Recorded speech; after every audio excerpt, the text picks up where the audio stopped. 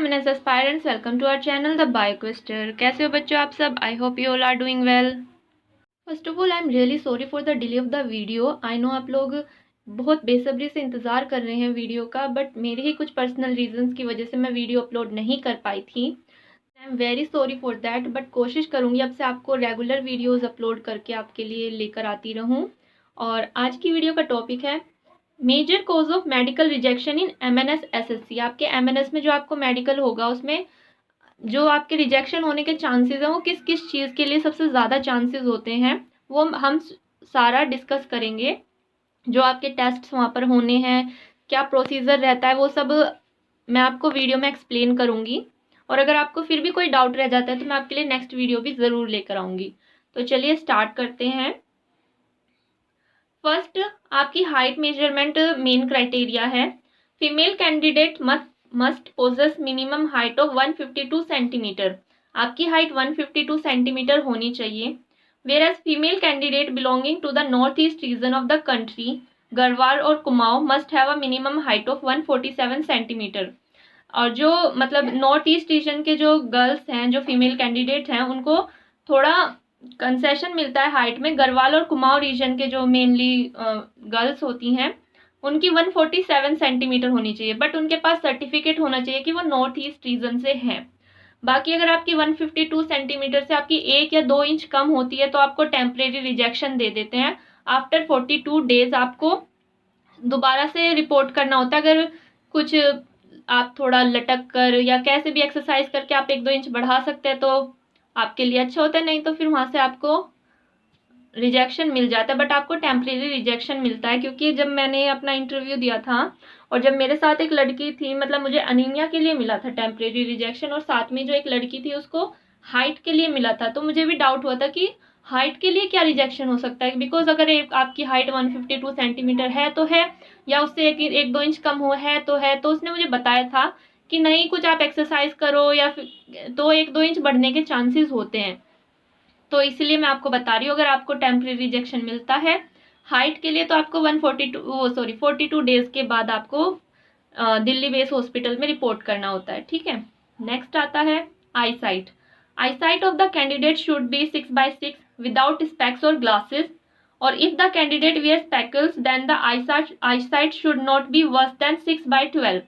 ठीक है, अगर आपकी आई साइट जो है 6/6 होनी चाहिए विदाउट स्पेक्स और ग्लासेस, और अगर आप स्पेक्स पहनते हैं तो आपकी जो आई साइट है वो 6/12 से ज़्यादा डाउन नहीं होनी चाहिए।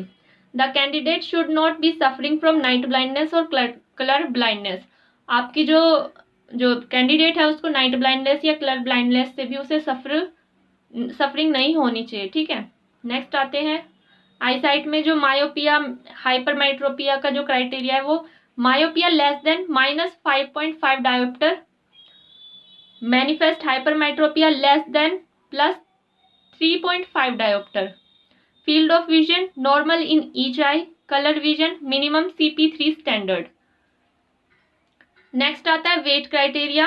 वेट जो है बच्चों आपका हाइट के अकॉर्डिंग डिपेंड करता है। सपोज आपकी अगर 148, ये आपका बॉडी मास इंडेक्स कैलकुलेट होता है, आपका हाइट वेट नहीं, आपका हाइट और वेट को देखकर आपका बॉडी मास इंडेक्स कैलकुलेट किया जाता है। इमेज में देख रहे हैं ये आपका हाइट और वेट का चार्ट है, इसके अकॉर्डिंग ही आपका वहां पर भी देखा जाता है बॉडी मास इंडेक्स। अगर आपका सपोज आपकी हाइट 150 सेंटीमीटर है तो उसके लिए आपका जो मिनिमम वेट होना चाहिए, आपकी एज या तो 20 है या 25 है या 30, अगर आपकी 20 है तो आपका 42 के आसपास का वेट होना चाहिए। अगर आपका 40 से कम है, अगर आपकी हाइट सपोज 152 सेंटीमीटर है और आपका जो वेट है वो 42 kg से कम है, 42 kg, सपोज ये यहाँ पर जो 42 kg है, अगर आपका 42 kg से कम है आपका वेट तो आपको अंडर वेट के लिए टेम्परेरी रिजेक्शन मिलेगा। और अगर आपका ज़्यादा वेट है तो आपको ओवर वेट के लिए टेम्परेरी रिजेक्शन मिलेगा, जो कि आपको 42 डेज के बाद आपको री मेडिकल होगा। उसमें आपको अगर आपका अंडर वेट मिला है तो आपको वेट पुट ऑन करना पड़ेगा, अगर आपको ओवर वेट मिला है तो आपको वेट लॉस करना पड़ेगा। ठीक है, तो ये होता है। और जो मिनिमम एक्सेप्टेबल वेट है, अगर आपका 39 kg मिनिमम एक्सेप्टेबल वेट होता है, अगर आपका इससे भी कम है तो आपको डेफिनेटली अंडर वेट के लिए टेम्परेरी रिजेक्शन मिल जाएगा।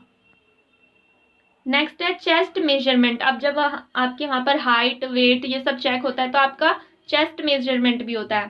तो minimum chest measure is 77 centimetre without expansion and 82 centimetre with expansion. होता क्या है बेसिकली, जो वहाँ पर आपकी जो एमएनएस ऑफिसर्स होते हैं वो आपका जब चेकअप करेंगे, एक बार आपको ब्रीथ इन करके आपका चेस्ट मेजर करेंगे और एक बार आपका ब्रीथ आउट करके चेस्ट मेजर करेंगी। तो जो मिनिमम चेस्ट मेजर है वो 77 सेंटीमीटर और without expansion and with expansion जब आप बिल्कुल सांस अच्छे से खींच मतलब पूरा सांस भर लोगे तो 82 सेंटीमीटर। ठीक है, ये आपका चेस्ट मेजरमेंट होगा।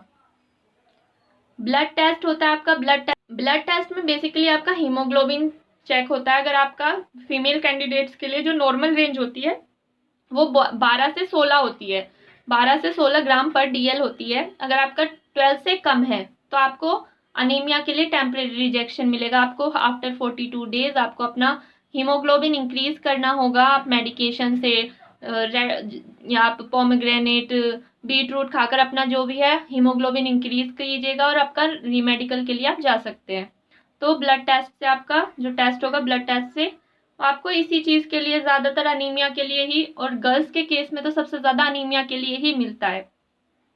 तो अपना अगर आपको लगता है कि आपका मतलब इंटरव्यू के लिए कॉल आएगी तो आप अभी से ही अपना जो भी है हेल्दी खाना खाइए, एक्सरसाइज कीजिए, गुड़ चना अनार जो भी मतलब ऐसे फ्रूट्स हैं जिससे जो हीमोग्लोबिन है वो इंक्रीज होता है, ऐसे आप फ्रूट्स को खाइए अभी से। अगर आपको लगता है कि आपको इंटरव्यू के लिए कॉल आएगी, अगर आपको इंटरव्यू के लिए कॉल आती है तो आपका मेडिकल भी डेफिनेटली होगा। तो जो आपका जो चांसेस है कि आपको अनीमिया के लिए मिल सकता है तो वो आपके पहले से अपने उस पर फोकस कीजिए कि वो उस चीज के लिए आपको टेम्परेरी रिजेक्शन ना ही मिले। नेक्स्ट है प्रेगनेंसी क्राइटेरिया। अब प्रेगनेंसी क्राइटेरिया जो आपकी रेगुलर एमएनएस होती है हर साल जो होती है, अब नीट के बेसिस पर जो आपका एमएनएस सिलेक्शन होता है उसमें प्रेगनेंसी क्राइटेरिया जैसा कुछ नहीं होता, बिकॉज वो अनमैरिड कैंडिडेट्स के लिए है। बट इसमें कुछ ऐसा मेंशन नहीं किया गया है, ये मैरिड और अनमैरिड दोनों के लिए है। अब अगर मैरिड के लिए है तो प्रेगनेंसी क्राइटेरिया रखा जाएगा। तो जो प्रेगनेंसी है, अगर आप फिलहाल आपका मेडिकल के टाइम पर फिलहाल जैसा अभी आपका मेडिकल होगा जब आपकी कॉल आएगी उस टाइम अगर आप प्रेग्नेंट है तो आपको डेफिनेटली रिजेक्शन मिल जाएगा। उसमें आपको कोई ये नहीं कि आपको 42 डेज के बाद रीमेडिकल के लिए बुलाया जाएगा, उसमें आपको कुछ ऐसा नहीं होगा, आपको डायरेक्ट रिजेक्शन मिल जाएगा फॉर ऑब्वियस रीजन। लेकिन अगर जो लेडी है, जो लेडी कैंडिडेट है हुई है, वो डिलीवरी होने के बाद उन्हें 24 वीक्स हो चुके हैं नॉर्मल डिलीवरी में, ये नहीं कि आपका सी सेक्शन से आपकी डिलीवरी हुई है, जो आपकी नॉर्मल डिलीवरी होती है उसके 24 वीक्स के हो चुके हैं आपके डिलीवरी हुए तो आपको फिट कंसीडर कर दिया जाएगा। और यहीं पर अगर आपने आपका अबॉर्शन हुआ है किसी भी रीजन से, अबॉर्शन को 12 वीक्स से ज़्यादा या 12 वीक या 12 वीक से ज़्यादा हो चुके हैं तो भी आपको फिट कंसीडर किया जाएगा। और अगर आप सी सेक्शन से आपकी डिलीवरी हुई है और आपकी सी सेक्शन डिलीवरी को 52 वीक्स हो चुके हैं तो आपको फिट कंसीडर किया जाएगा। ज़रूरी होगा जब आपका मेडिकल के लिए आप जाओगे तो अपनी सारी रिपोर्ट्स जो है वो आप अपने साथ लेकर जाइएगा, बिकॉज वो सबूत भी मांगेंगे ना, कि आपको पता कैसे चलेगा उन्हें कि आप सच बोल रहे हो कि हाँ आपको 52 वीक से ज़्यादा टाइम हो चुका है। तो आप जब आपको मेडिकल के लिए बुलाया जाएगा तो आपके पास जो भी रिलेटेड रिपोर्ट्स जो होंगी वो आप अपने साथ लेकर जाइएगा। नेक्स्ट है flat foot, knock knee, carrying angle. तो ये एक मेजर कॉज है रिजेक्शन का। अगर किसी का फ्लैट फुट होता है, जैसे आप इमेज में देख सकते हो, नॉर्मल जो फुट हो हेल्दी फुट जो होता है उसमें बीच में ये घिराव सा आता है, बट जो फ्लैट फुट होता है वो बिल्कुल प्लेन चपटा सा होता है, नीचे से पैर किसी बच्चों का चपटा सा पैर होता है तो वो रिजेक्शन हो जाता है उसमें, तो फ्लैट फुट के लिए रिजेक्शन मिलता है। पर कुछ ऐसी एक्सरसाइजेस भी होती हैं, कुछ इस तरह से फुटवेयर्स भी होते हैं जिससे ये ठीक किया जा सकता है। तो आप ऐसा अगर आपको इस चीज़ के लिए मिलता है, टेम्परेरी रिजेक्शन मिलता है, तो आप वो नेट से या किसी डॉक्टर से भी कंसीडर कर सकते हैं कि ऐसा कुछ है क्या जिससे ये जो फ्लैट फुट है ये थोड़ा ठीक हो जाए। नेक्स्ट नोकनी। नोकनी में आपने देखा होगा कि बच्चों के ऐसे घुटने थोड़े जुड़े हुए से रहते हैं, बीच में जो टांगों के बीच में गैप नहीं होता है, तो इस चीज़ के लिए भी रिजेक्शन मिलता है। इन सब चीज़ों का चेकअप होता है।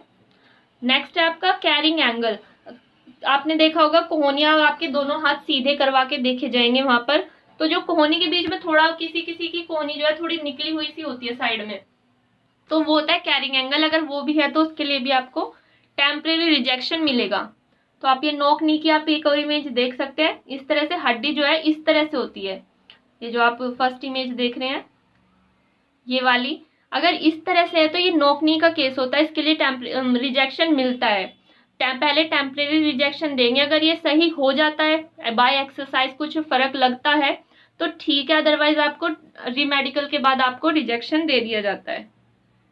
नॉर्मल हेल्दी जो होता है वो ये वाला होता है, अगर आपकी जो टांगे हैं वो इस तरह से हैं, ठीक है। ये जो सेकंड इमेज दिखी है ये नॉर्मल होता है। उसके बाद आपका चेस्ट का एक्सरे होगा।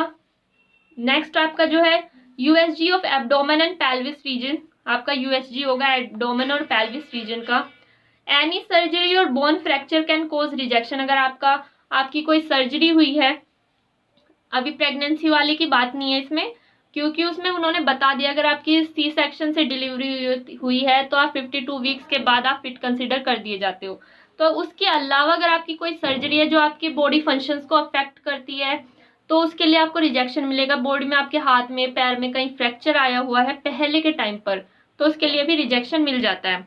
नेक्स्ट जो है आपका लंप इन ब्रेस्ट, आपका ब्रेस्ट चेकअप होगा, उसमें अगर आपकी किसी भी तरह की लंप्स है तो उसके लिए भी आपको टेम्परेरी रिजेक्शन मिलेगा। आपको बोला जाएगा कि आप आफ्टर 42 डेज अपना इसका इलाज करवाइए, अगर किस कारण से आपके जो ब्रेस्ट में लंप्स बने हैं, और वो तब तक ठीक हो जाता है तो आपको मेडिकली फिट कर देते हैं वहां पर, ठीक है। नेक्स्ट आपका ईएनटी चेकअप भी होता है। तो जब आपका ईएनटी चेकअप होगा तो आप अपना ईयर वैक्स जो है आप रिमूव करवा के जाइएगा, क्योंकि वहां पर होगा क्या, वो वहां पर आपको वापस भेज देंगे कि आप पहले अपना ईयर वैक्स रिमूव करवा के आइए जब आपका ईएनटी चेकअप होगा। उससे क्या होता है आपका प्रोसेस जो है वो प्रोसीजर जो है वहां पर वो डिले हो जाता है। तो इस चीज को रोकने के लिए, मतलब आपका जो सारा प्रोसीजर है वो स्मूथली चले, तो आप अपना ईयर वैक्स जो है घर से ही अपना अच्छे से रिमूव करवा के जाइएगा। ईएनटी में आपका नोज का चेकअप होगा, आपका थ्रोट चेकअप होगा, आपके ईयर से आपको आपका हियरिंग टेस्ट होगा। आपको एक कान पर आपके कुछ एक कार्डबोर्ड टाइप का आपके कान पर लगाएंगे, उस पर कुछ ऐसे रब करेंगे और दूर से खड़े होकर एक डॉक्टर जो है वो काउंटिंग बोलेगा, कभी एक लाउड बोलेगा एक स्लो बोलेगा, तो आपको सारे के सारी जो काउंटिंग है वो करेक्टली आपको बताने होते हैं कि हाँ उस डॉक्टर ने क्या बोला है। तो ये ऐसा आपका ये सब आपका ईएनटी में होता है। नेक्स्ट आपका डेंटल चेकअप, डेंटल चेकअप भी होता है। तो अगर आपको कोई कैविटी है पायरिया है तो भी आप अपने टीथ को भी अच्छे से क्लीन करवा के जाइएगा। Candidate should have at least 14 dental points, जो डेंटल पॉइंट्स है एटलीस्ट 14 डेंटल पॉइंट्स तो होने चाहिए।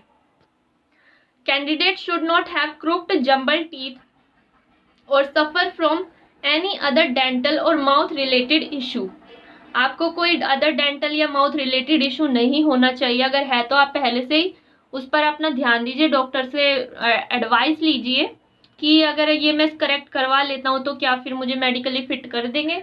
तो ये आपका होता है डेंटल के अंदर। नेक्स्ट जो आता है आपका heartbeat rate, BP checkup होगा। हार्ट बीट रेट में आपका क्या है, जब वो आपसे आपकी हार्ट बीट रेट चेक करेंगे तो आपसे कुछ क्वेश्चंस पूछेंगे।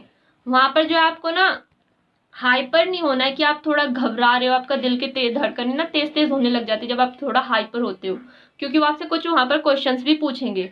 तो अगर आप थोड़ा नॉर्मल होके जो भी आपसे क्वेश्चन पूछ का आंसर दोगे ना वो थोड़ा नॉर्मल होके दीजिएगा, जिससे आपकी जो हार्ट बीट है ना वो नॉर्मल उसमें आए। वरना आपको टैकीकार्डिया के लिए भी रीमेडिकल के लिए आपको टैकीकार्डिया के लिए भी आपको टेम्परेरी रिजेक्शन दे देंगे। तो और आपका जो है बीपी भी चेक होगा, क्योंकि हाई ब्लड प्रेशर की दिक्कत तो नहीं है किसी को, लो ब्लड प्रेशर की दिक्कत तो नहीं है, आपका बीपी चेकअप भी होगा। नेक्स्ट है आपका यूरिन टेस्ट भी होता है। तो ये सारे जो नॉर्मल अब मैंने आपको सारे टेस्ट वहां पर बता दिए हैं कि क्या क्या टेस्ट होने हैं, ये सारे के सारे आपके टेस्ट वहां पर होंगे। अब क्या सीक्वेंस रहता है कि पहले क्या होगा कैसे होगा वो मैं आपको नेक्स्ट वीडियो में बताऊंगी। और अगर आपको इस वीडियो में कोई डाउट है, कुछ आपको पूछना है, तो आप मुझसे कमेंट सेक्शन में आकर पूछ सकते हैं।